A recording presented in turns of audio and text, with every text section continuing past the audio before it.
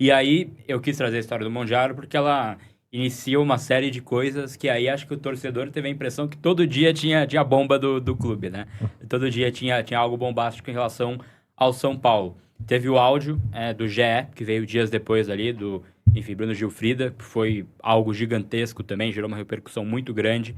Foi uma bomba e até acho que dá para contar um bastidor aqui, que a história do áudio a gente estava perseguindo também, né? Então teve um mérito, obviamente, do Bruno, gigantesco. A gente tava na cola também, né? Acho que não dá para dizer que quase chegamos, mas a história Não, se tava demorasse ali, né? mais uma semaninha, É. acho que dava pra chegar.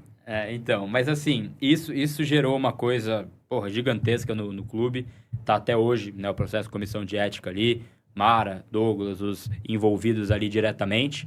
E aí ali você começa a ver que desmoronou completamente a narrativa Casares, a coisa começa a ficar mais complicada, tem inquérito policial, começa a ter uma pressão muito grande. E acho que em dado momento, né, Pedro, a gente vai falar depois da sua reportagem aí da questão Casares, a questão dos, enfim, depósitos. Ali acho que já dava para perceber que era questão de tempo, né? Até que tudo ruísse na gestão do São Paulo. Ruísse, eu não sei, porque o São Paulo tem uma capacidade que é muito triste e muito ruim de se ter, mas de se autoproteger e de resistir a esses escândalos, como a gente viu no caso, né, de 2019. Eu sinto que é um caso que não teve a repercussão que ele deveria ter tido, né? Que foi o caso do escritório do doutor Cortez, que é um escritório que São Paulo contratava para casos tributários. E aí o Ministério Público pegou que o São Paulo fazia pagamentos para esse escritório e os pagamentos voltavam numa rede que envolvia a ex-namorada do ex-presidente Carlos Miguel Aydar, a Sinira Maturana, eles voltaram para alguns dirigentes. Isso foi caracterizado, né, no processo. Tem organograma, tinha o gráfico. E naquele momento, quando a gente deu essa matéria, eu achei que ia acontecer uma revolução no São Paulo. E não, o São Paulo peticionou no processo defendendo seus próprios dirigentes, falando, ó, a gente reconhece o pagamento, não tem nenhum ato ilícito, e aquele caso morreu e ele foi arquivado.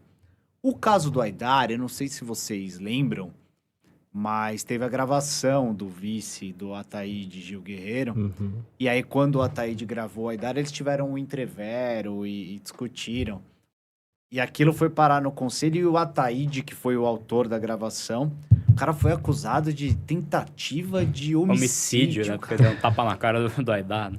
Então, o caso do Camarote era muito grave, mas eu não tinha certeza ainda por essa capacidade que o São Paulo tem, infelizmente, de ir sobrevivendo a essas coisas e resolver, entre aspas, os seus problemas internamente, que é uma característica do clube, né? É ligada a essa imagem do Juvenal, do soberano, né? O São Paulo, que é intocável e a gente resolve as nossas coisas, e a gente não mancha a nossa reputação.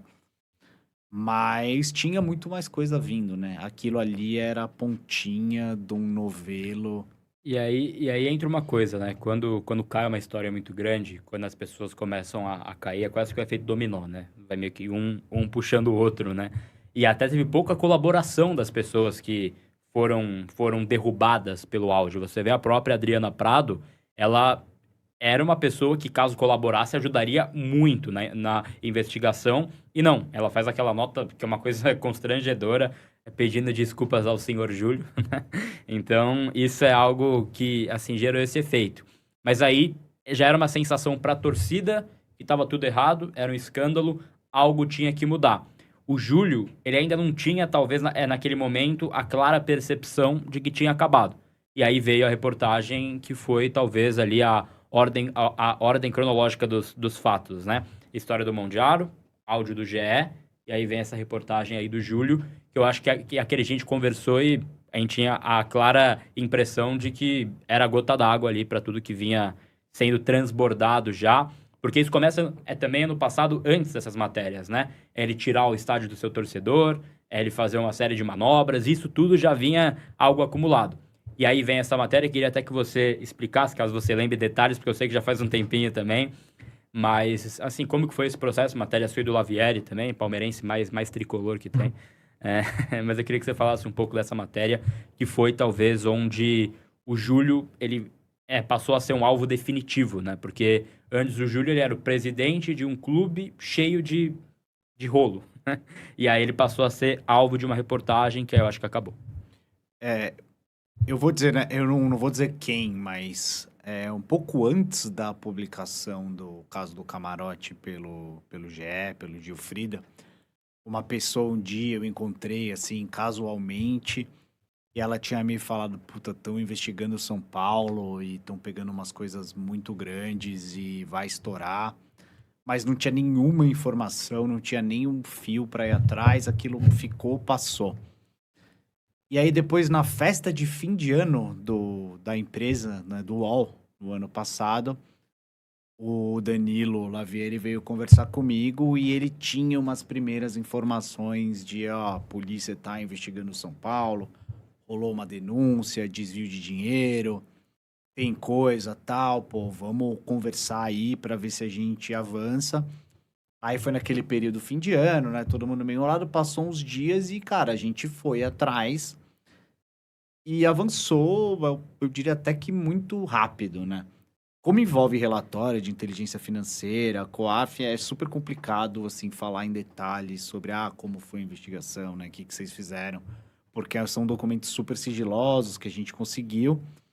Mas ali tava, cara, assim, é meio inapelável, né? Você tem o presidente do clube recebendo a maior parte da renda dele um período de anos, de mais de ano, em dinheiro vivo, em depósitos quebrados, num valor que é mais do que o dobro do que ele recebia de salário do clube, sem justificativa, boca do caixa eletrônico.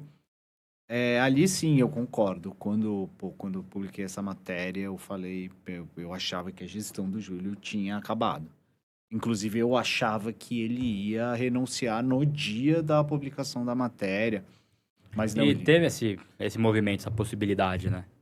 Mas ele enfrentou, né? E durou bastante até, né? Eu acho que ele foi alvo do processo de impeachment, ele enfrentou o processo de impeachment, inclusive juridicamente, né? É ele que peticionou para mudar os critérios ali de votação, de número de votos, de voto online, voto. E ele realmente só tomou a decisão quando não tinha mais nenhuma forma viável dele continuar.